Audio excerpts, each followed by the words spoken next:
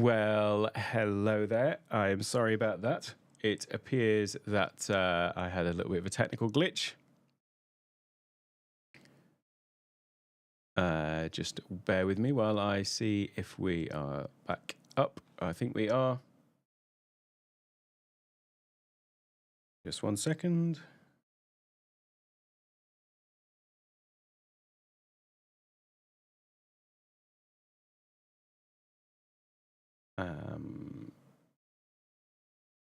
The joys of live streaming. Hello, James. Thank you for hopping over. I'll just give folks a little bit of time to hopefully hop over to this one as well. Apologies for that. Some sort of technical glitch. All of my monitors just decided to switch off. Let's see if we are back up. Just need to send a message. Yeah, I think that. Hello again. Great to see you, Kimberly. I'm glad you've found your way over. Slight technical issue there, but we are back up and running, it seems. So there we go. Let me just give this a little moment as folks find their way back across.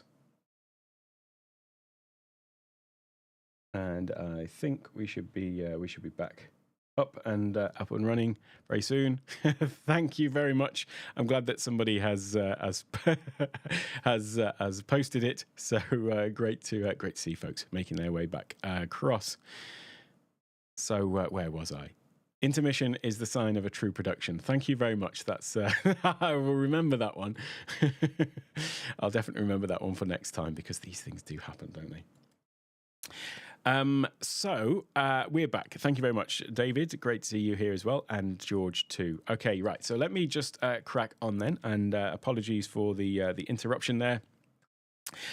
So the points that I was making, and by the way, if anyone had any questions that they'd dropped into the other chat, it might be worth dropping them back in because I will have lost those. But anyway, so what I was talking about was we've just looked at the compressor, and so there's something that's very similar to the compressor, which is the de-esser, which is doing exactly the same thing as the compressor is doing, but the point is that we want to target a specific frequency. So we want to take out the frequency where our S's are, and so rather than just looking at the amplitude here on this particular timeline, what we're looking at is the spectrum, and we want to target a specific frequency.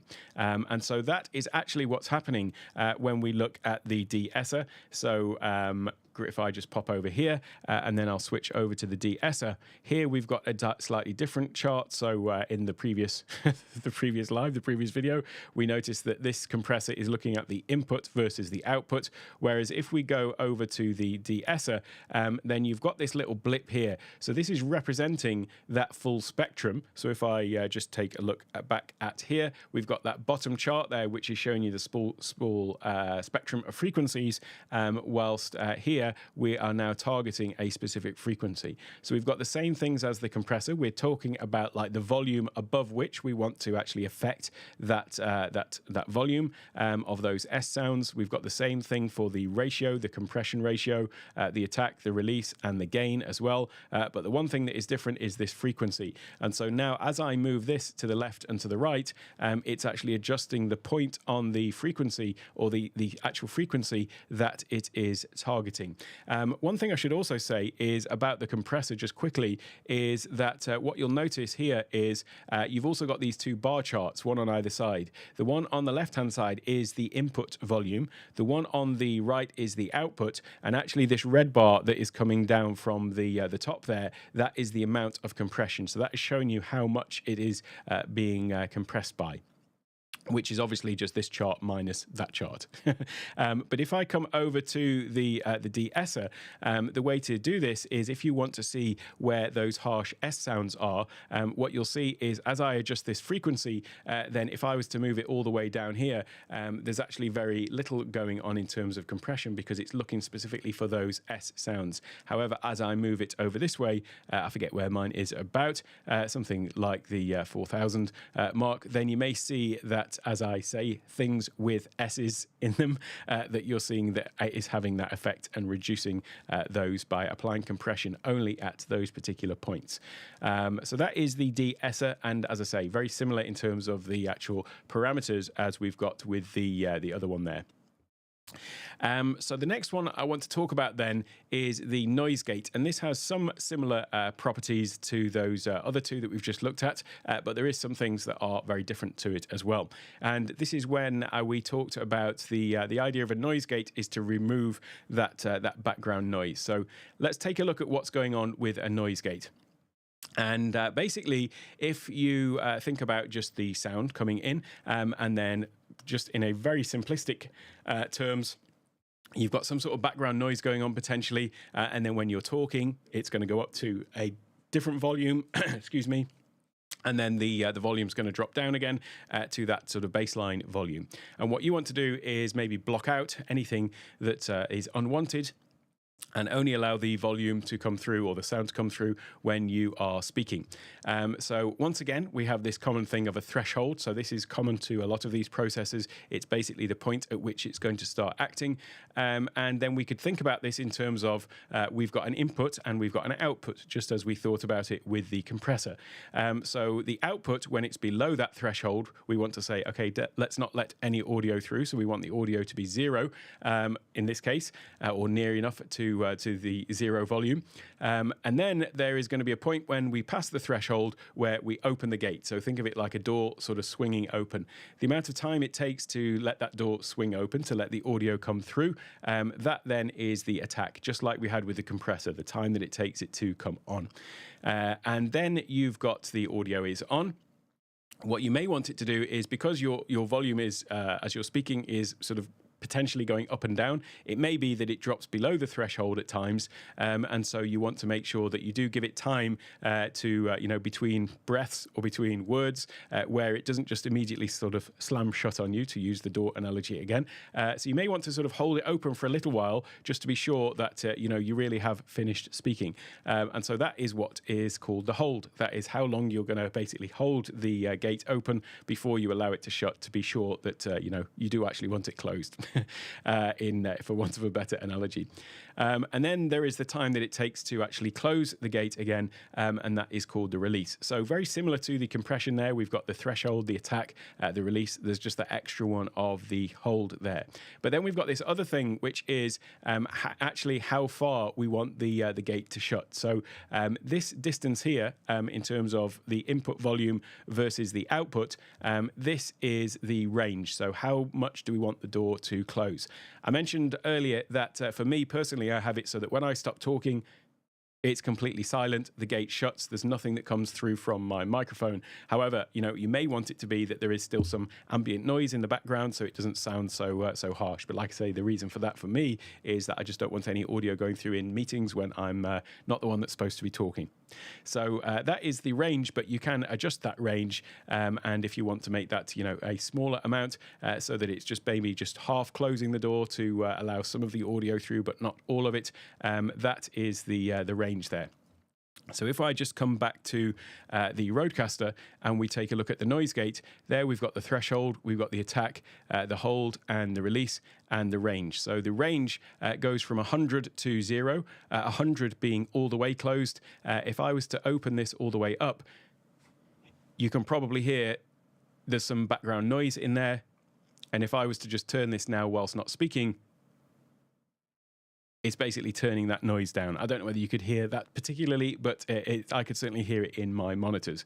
So the range I have set to 100, and that basically closes the gate completely.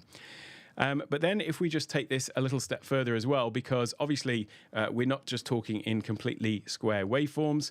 Once again, there's going to be a range of different volumes going on here as we are talking. But we do want to think about this in terms of that graph again. So we've got the graph there of the different input volumes. And then once again, we've got our threshold. Now, I would say here that there is a bit of a mistake already if you were to set it like this, because what you want is you don't want the noise gate to be switching on and off. And if you see where the threshold is there, if I was to look at the output, then basically it would want to, turn on. It would let the sound through when we go above the threshold, and then it would try to close it off again when it goes below the threshold, and then back up again when it's on. And the effect that you would get there is something called pumping, which is where the sound is sort of pulsing in and out all the time because it's not quite catching or allowing it to catch, you know, all of the sentences. It's trying to sort of cut off midway through. And so actually, technically, what you would do there is you would have the threshold slightly lower so that it's below that those areas there where you're talking, so it's not doing that constant switching off, on and off. Otherwise, it would allow the sound through at point A, it would turn it off again at point B, on again at point C, off again at point D, and so on and so on. But there is another way that you can actually combat this and adjust this, and that is by having a slightly different way of looking at this, where you've got the threshold being the point at which the gate opens. We've already got that hold, which allows it to stay open a little bit, but you can actually also set a different closing threshold. So the open threshold is there, whereas the close could be down there. And that difference between the two, the sort of relative difference in percentage terms, is something that's known as hysteresis. And this allows it to basically, as you can see there with that the orange dotted line there, the output, there's no audio coming through to begin with up until point A, and then it goes above that threshold where the audio is now coming through. But then you'll notice that it does dip down below that top threshold line, but the audio still doesn't go. The gate still doesn't close until point B, and then once again it comes up above that lower threshold, but it doesn't open the gate again until point C. So there's not as much sort of opening and closing going on, and that difference there between the open and close point, as I mentioned earlier, is called the hysteresis, and this is expressed in either a percentage or a fraction. So 0.25 is what that is showing on there. You can see that it's sort of 0.25 of the open volume lower to be the close volume. If you had the close volume there at basically half as much, then that would be 0.5. And then if you had it down here, that would be 0.75. So now, if we take a look back at the Rodecaster, having understood this graph, then this is what we see. And this is the exact graph that we've got on here. The dotted line at the top there is the threshold. So if I adjust the threshold, you can see I'm moving both of those things up and down. And then if I adjust the hysteresis, which is this one down here, then you can see it's adjusting that relative level for the actual closing point. And so what that means is when I'm when I'm talking and it's above the threshold, you can see the line's green. But if I wait for a moment, it turns white, which means that it's off.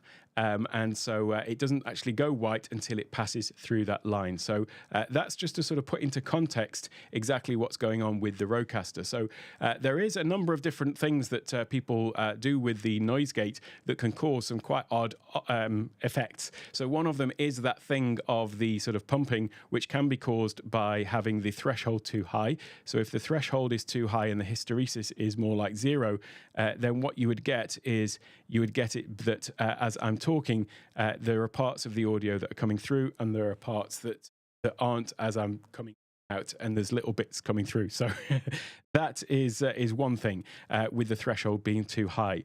The other thing is you don't necessarily need to have the threshold like directly underneath exactly the point at which you normally talk like it is there.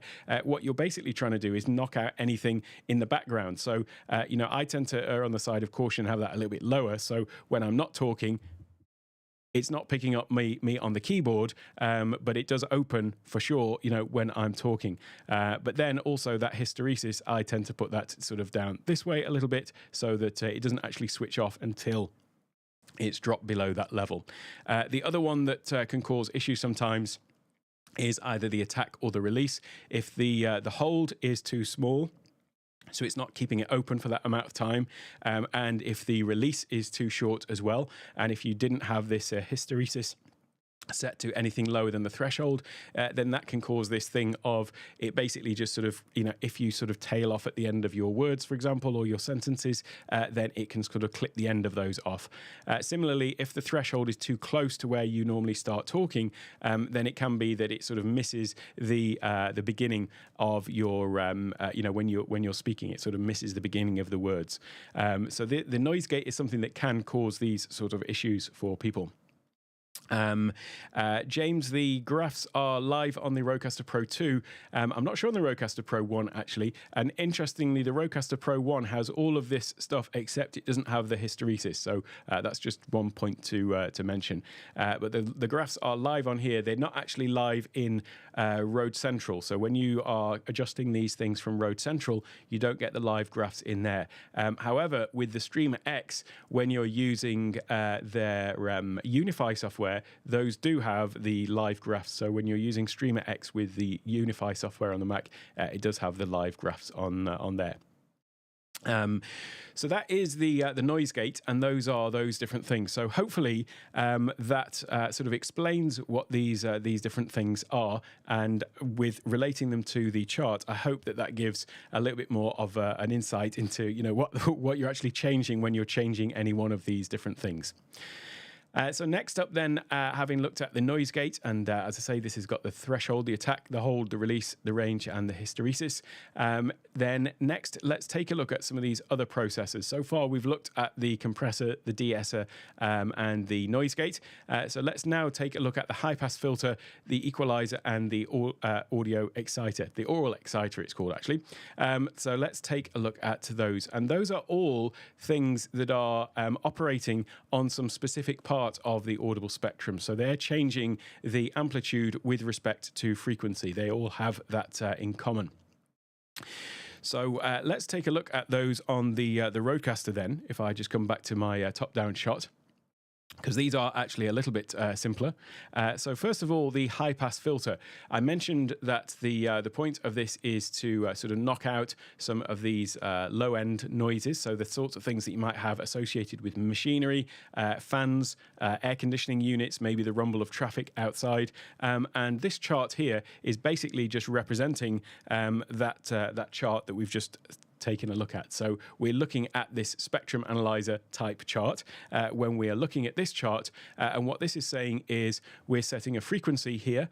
So we're choosing the point at which we're going to start applying this filter, and then we've also got the slope, and this is just literally the slope of the graph. So it's how much of those lower frequencies we are knocking out. If I was to turn this frequency all the way up, you'd notice that it would have a change in my voice, because now it is knocking out the low frequencies in my voice, and that's not what we want to do. We want to just eliminate anything else apart from our voice. So that is where we can set the frequency. So if I move this one down this way a little bit, more like 80, maybe make that a little bit more aggressive if I want to just knock out a lot more of those low tones. So that is the high pass filter there. We're only adjusting sort of a big group of frequencies there. It's not particularly targeted. It's just anything below that level is what's getting sort of knocked out there.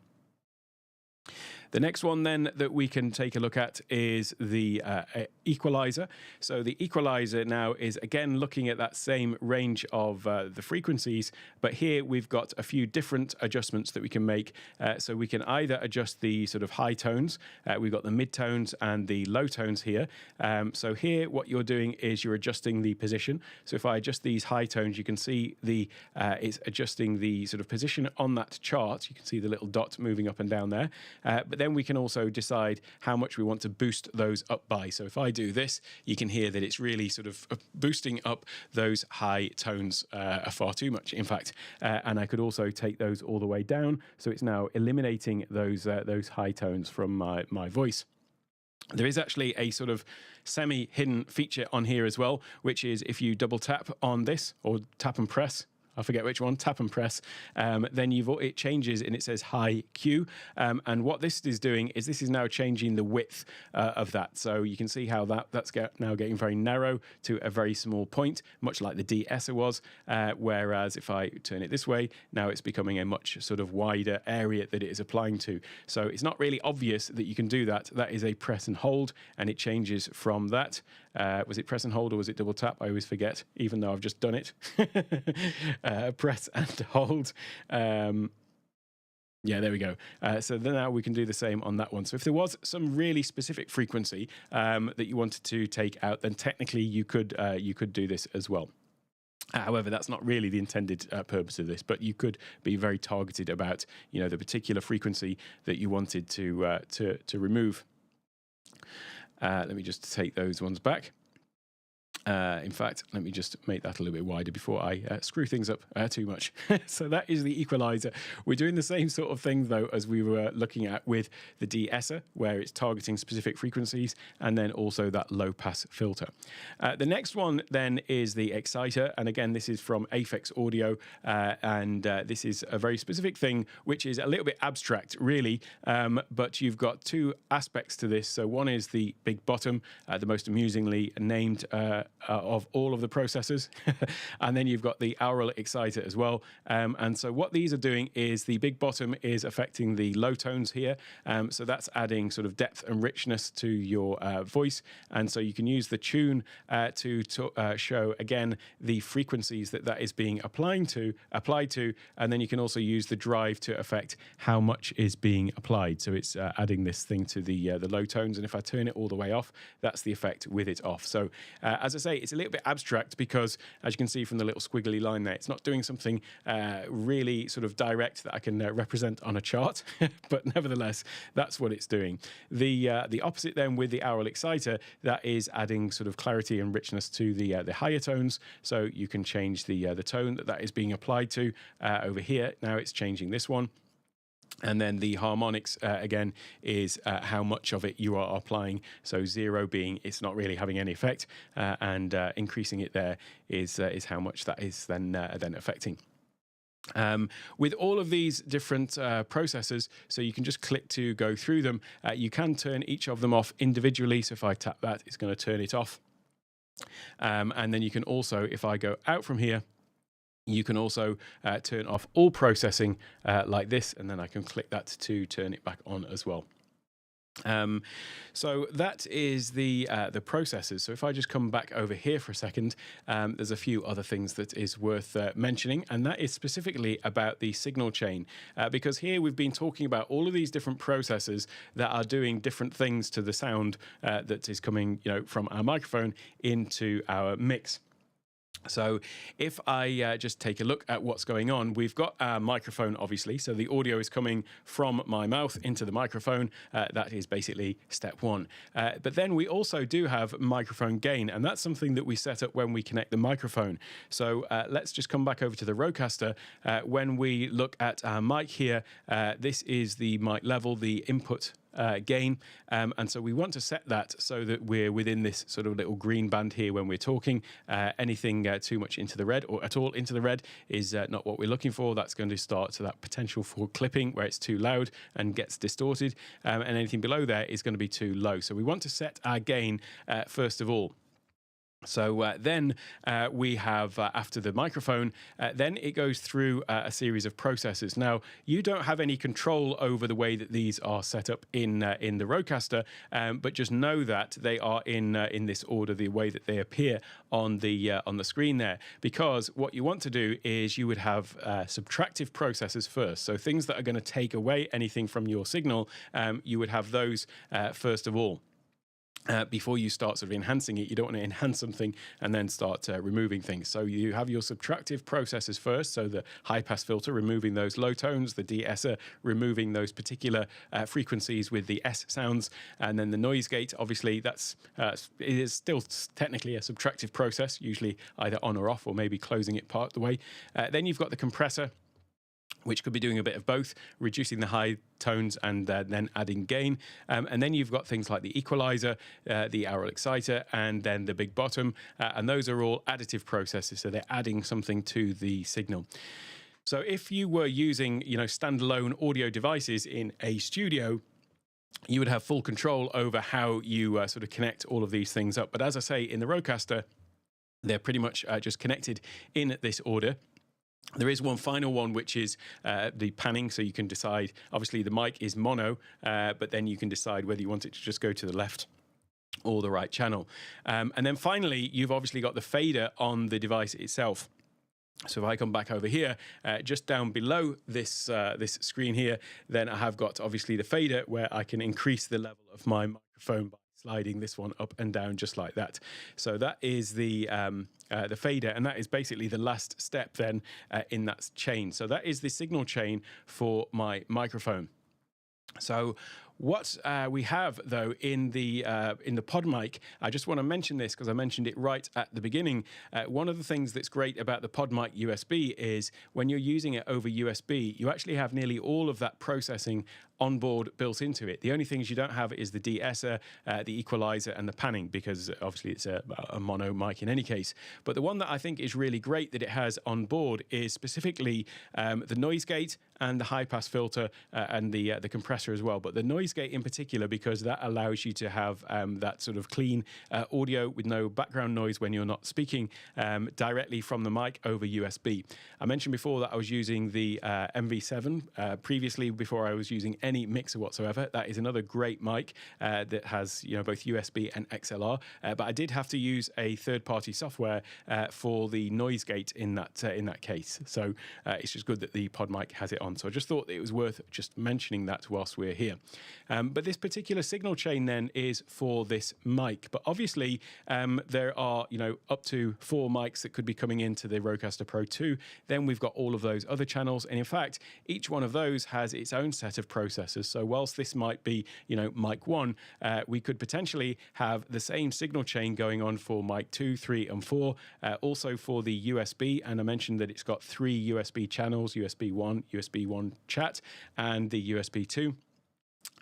You can apply all of the same processing to that, and indeed to the Bluetooth as well. So that means that if you are bringing in a guest from Zoom, for example, and their audio isn't so great, and you want to bring somebody from Zoom with audio routing that we'll talk about tomorrow, but bring somebody into Ecamm and have it captured in the recording, you could be actually tweaking their audio by applying audio processing to the USB 2, for example, if that's what your Zoom's on, and then that would apply that processing to that.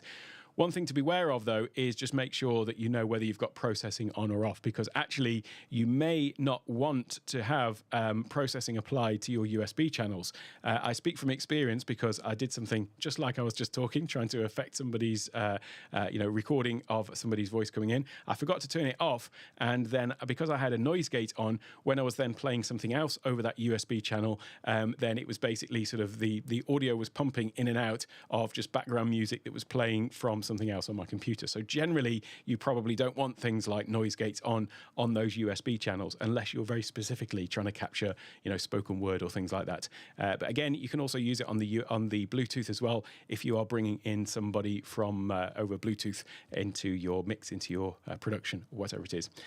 Technically, there is more going on these channels from a audio signal chain point of view, because you can apply effects like the robot voice, the pitch shift, and things like that you can apply with the sound pads to the mic inputs. So technically there is a few other steps in there, but I won't go into those to overcomplicate the diagram. There is one final step then in the signal chain, which is obviously these are all components of a particular mix. So these then go through something which is called the master compeller, and the master compeller is effectively like a compressor that is acting on everything. So in the same way that the compressor on an individual channel is trying to sort of level out things so that you don't have extreme volume, then the master compeller does that, but across all of the channels to make sure that one isn't more than the other. And incidentally, the place where you find that is in the settings, in the outputs, and then in processing, and you'll see that you've got master compeller. It looks very much the same there. It's slightly simplified. You've just got the threshold, the attack, the release, and the gain. There's no sort of specific ratio there, but you'll notice that the graph is the same. So that is where you're applying it to all of the different things that you've got in the mix. That's what the master compeller is. There is also one final one as well, which is output delay. So if you want to apply a delay to your audio to sync up with your camera, you can obviously do that in Ecamm itself, which is what I do, but you can do that in here as well, and you can add a delay. So that is a sort of a final bit of processing in there as well.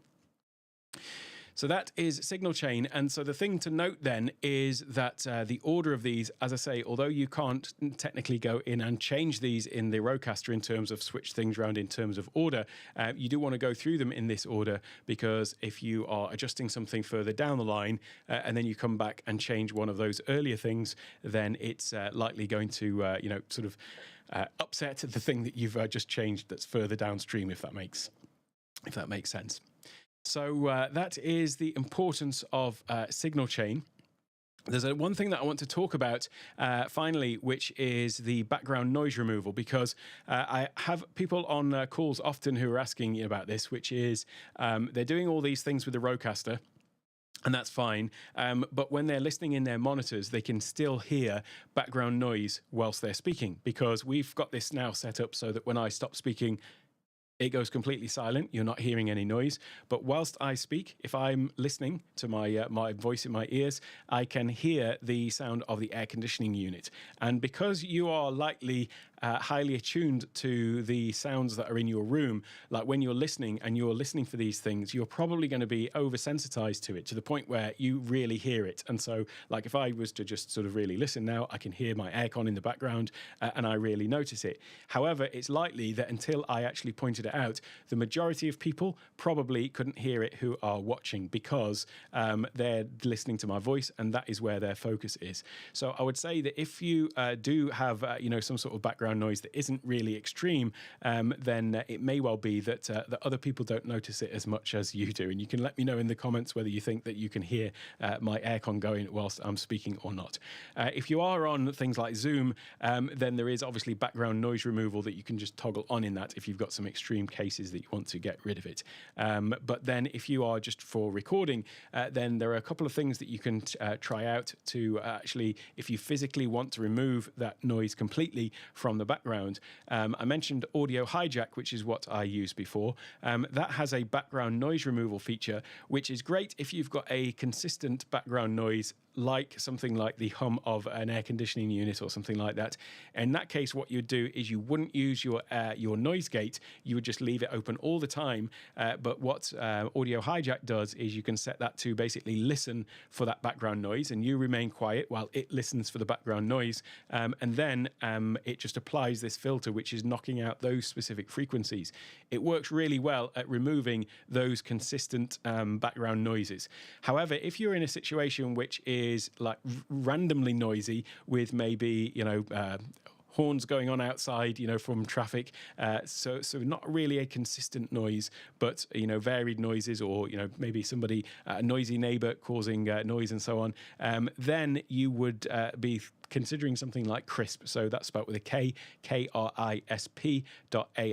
And what that does is that's, as the .ai insinuates, it is basically an AI tool that removes any background noise.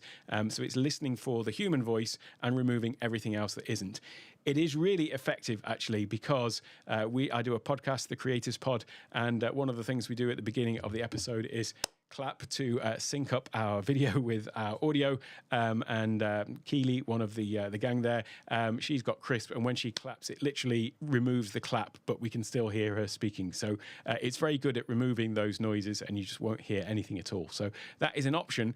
There is a little bit of complexity, though, if you're going to use that with your Rodecaster.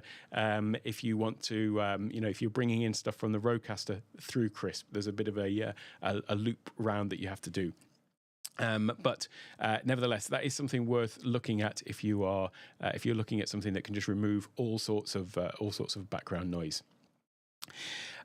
So let me just come through to the comments and the chat. Apologies for us dropping out earlier, and it means that there are some comments and specifically some questions that have completely dropped off my list because I only have them for this particular broadcast, and obviously we stopped and then restarted again. So let's take a look at some of these questions. Did you ever experience that Ecamm causes audio hijack to partly crash? Not crashing completely, but says that it's... No, I didn't. I didn't experience anything like that at all, actually. I used to have audio hijack running just continuously. So it was one of the startup things on my Mac, and then it just used to run continuously. I don't know if that might be an issue with because the way that audio hijack works is you basically have your mic input and then you have like a virtual mic output. So I had my input was my Shure MV7 at that time, and then I had created a virtual output called the processed MV7, and so that's what I was using in Ecamm. I was just connecting to that one. So I wasn't using. Just reading this question again. The sources seem not to be connected. when I start Ecamm while audio hijack is running. I'm not sure about that. No, certainly if I haven't switched off audio hijack, which I never did, then it would just always remain perpetually connected to Ecamm, because I never really shut Ecamm down either, to be honest. I just use it all the time. What may have caused that, though, is if you close audio hijack and actually physically stop the process, because actually the way audio hijack works, as you likely know, Heiko, sorry if I'm pronouncing your name wrong there, then you actually set up the process that you want, and then you sort of start it. So it's kind of like a running process. It may be that if you've stopped that process, that may have made the virtual output not available to Ecamm, and so Ecamm may have then switched over to another device. So yeah, that's what may have caused that. In audio hijack, there is a denoise and a speech denoise. What's the difference? Do you know what? I don't actually know. I use the denoise one, and I don't think that they had speech denoise, unless they've added that in when I was using it, which was a couple of years now, or a year and a half, I suppose, since I started using the Rodecaster. So I'm not sure about the difference between that. I would guess that speech denoise is specifically targeting speech. That would be my guess, as in better suited for speech. But I'm purely guessing here, so I don't actually know the answer to that one. I'm sorry. Paul, you have an SM7B mic. What's the third-party software for noise gate for this mic? So that would be audio hijack is something that you could use for that, because assuming that you haven't got it on your interface, so there's going to be some way that you're obviously bringing your SM7B into your computer. So if you're bringing it through some sort of hardware device, if it isn't, obviously we're talking about Rodecasters here. I'm not sure if some of the other ones might have them in, but if you haven't got one built in, then something like the audio hijack would be the thing that I would say, because that's got basically like a full suite. It's almost like a virtual mixing board. Oh, the other one that you could actually consider is there is what's it called now? The not Unify. Unify is the Rodecaster, or the Streamer X. There is the Stream Deck Plus has their software, and the name is escaping me, but there is audio software for that Elgato have, which also has like a virtual mixing board that you have on your computer. That one may well have, because that has compressor and so on, that may well have a noise gate built into it as well. And the name is just completely escaping me what their software is called. So that could be an option. But it'd be interesting to know how you're actually bringing that mic into your computer. The delay, I think, is 4 frames for the delay in Ecamm. In terms of determining it, I did it by trial and error, but we mentioned yesterday that there is an app by Michael Forrest called Video Pencil, which is for the iPad to be able to write on the screen with the iPad. He also made another app which is for determining the frame, the delay that you need to add in, and I can't remember the name of that either. But Michael Forrest is the chap to look up for in the chat in the Ecamm Facebook group, and if you search for him, I'm sure you will find him. Oh, your setup is the SM7B Rodecaster Pro 1. I sometimes get some static white noise when I have my audio level set. Lowering the gain helps, but isn't ideal. So there could be interference. If you're getting something that's like static sound, then that sounds more like some sort of interference potentially. So it could be a case of the cable routing. So if you've got the cable, going past something, then past something. That's very vague, isn't it? Past some other bit of electronic equipment, that can potentially be the issue. The other thing is just to actually check the cable. So the cables can sometimes have loose connections in them, which can lead to some sort of staticky sound. That could be something to try. If it's not very if it's not really noticeable, it may be what this thing of I was talking about. My aircon, I can always hear it, but most people probably can't notice it or don't notice it. So it may be something that you're noticing that might not be as extreme. I don't want to just sort of necessarily say that's the case, but it could be. But if it is being introduced from the microphone before it gets into your system, into the Rodecaster, I should say, then yeah, that noise gate will potentially stop it coming through. The other thing is whether the static is genuinely in the mic itself or in the headphones. So if you're listening to this, it could be that that you're hearing it and assuming it's from the mic, but actually it might be coming through that way. So there's a few different places where that might be the case. One of those noise removal tools, though, that I mentioned, either Crisp or Audio Hijack, would remove consistent sound, or Crisp would remove any background noise. The mic that I'm using then is the PodMic USB, which is a relatively new one from Rode, and it has the USB connection and also the XLR connection. So right now I'm using the XLR into the Rodecaster. Previously, I was using the MV7. The sound of them, I like both of them. So from an actual just audio quality point of view, I like both of them. The MV7 is around $250, I think, $247, whereas the PodMic is $199. But when you compare them from a USB standpoint, the Shure MV7, which, by the way, that was the first thing I bought for my studio, was the mic and the Stream Deck. Yeah, I've had the Shure MV7 since day one, basically. And the reason why I got it is because I did like the fact that it was a dual USB and an XLR mic, so that I could use it over USB, but then when I got to a mixer later on, would be able to still use it for that, because whilst other tech gear in our studios sometimes becomes obsolete and we upgrade and things like that, actually mics are one of these things that you're investing in something that will last a really long time. So if I was just sort of advising somebody from right now which one to buy, if they were interested in the sort of USB functionality, I really think that it's amazing that this has on board the processing, a lot of the Aphex processing that we've got on the Rodecaster, and specifically that noise gate, the high pass filters as well, and the compression, because although the MV7 has some functionality on board as well, it doesn't have those things. It has kind of like a compressor and a couple of other things that you control with the Shure Motive app. So yeah, that's what I think about those. So have I formulated an opinion on the Mackie DLZ Creator? So that is a device kind of similar to the Rodecaster. It's got multiple different inputs, and you can connect it to, I'm not sure how many USB connections. One of the things that really I'm just in love with the Rodecaster Duo and the Rodecaster Pro 2 about is the fact that we've got 3 USB connections into the computer. And actually, they're things that I really need for what I do with it. I don't need to have, multiple different mics coming in. I don't need to have, instruments and things like that.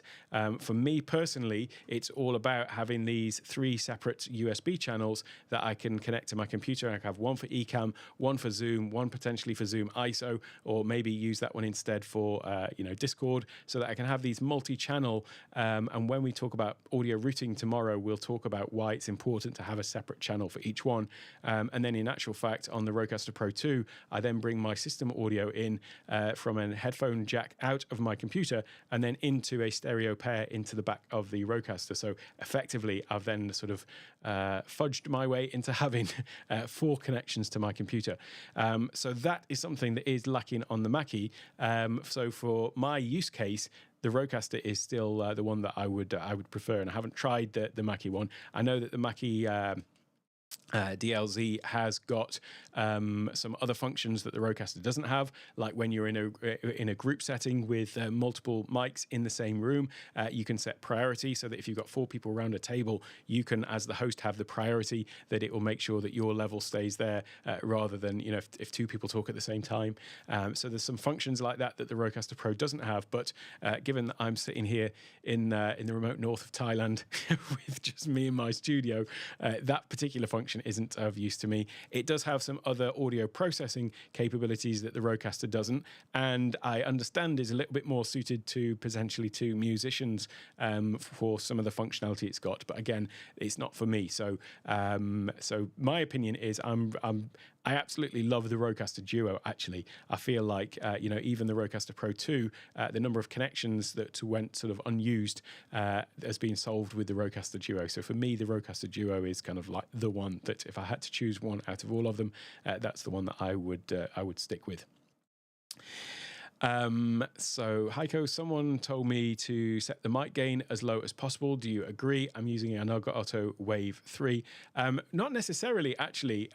It depends on, if we take a quick look on here, you want to make sure that it is loud enough that you're not having to, when you're applying any other effects or something to it, if I was to turn the mic gain down here, what you want is for when all of the faders are at unity level, which is this level, which is basically means here, if you look at these lines on the Rodecaster Duo, that level there is unity. So that means that when all of those are there, it's neither, the fader is neither reducing the volume or increasing the volume. So what you want ideally is that the level of gain that you've got here is going to mean that you're at the right level without adjusting this. So that means that you've then got some headroom to increase that if you want to increase the volume, and then maybe reduce it if you need to reduce it down in the mix. But you should be aiming to get, with that initial gain, have it so that it is at the the correct volume for how you need to use it. So that's what I would say to that one.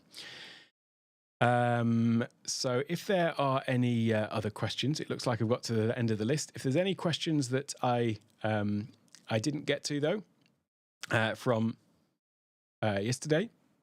Oops, I don't want to do that. It seems as if I inadvertently click on ban somehow. It's the little word. I didn't want to ban anybody from the stream. Let me just take that down. There we go. So yeah, let me just come in and check and see if I've missed any in the comments, because sometimes I know there are some without the Q colons in there. So see if I have mixed anything out. Let me have a quick look here. I think these are all answering. The other thing about going through live stream comments is always that you end up going to answer something and then you realise that someone else has entered it a little bit further down. So yeah, if there are any final questions though, do let me know. Otherwise, we'll be back tomorrow, and tomorrow we'll be still keeping on the audio theme, and we'll be talking about audio routing, which, as I said, is one of the things that I just absolutely love with the Rodecaster Pro 2 and the Rodecaster Duo, is the ability to do this sort of advanced routing. So that's what we're going to be talking about tomorrow. I'll try not to split it over 2 streams tomorrow. We'll try and keep it to 1. But if you have got any questions about anything that I've covered today, then do feel free to go and drop those in the Ecamm Facebook group, and tag me in it as well if you want to get an answer to anything that I haven't got to today as well. And of course, you can find out, I should mention, about my Rodecaster masterclass in case you are interested to learn more about the Rodecaster. I do have an entire course all about that. And you can also get 25% off all of my courses throughout the month of September by using the offer code ECAMTech at checkout. And as I say, that applies to all of my different courses. So if you want to dig a little bit deeper into your Rodecaster, then definitely check that out. For now, though, I'm going to sign off, and I will see you all tomorrow. Have a great day, everyone, and I'll see you next time.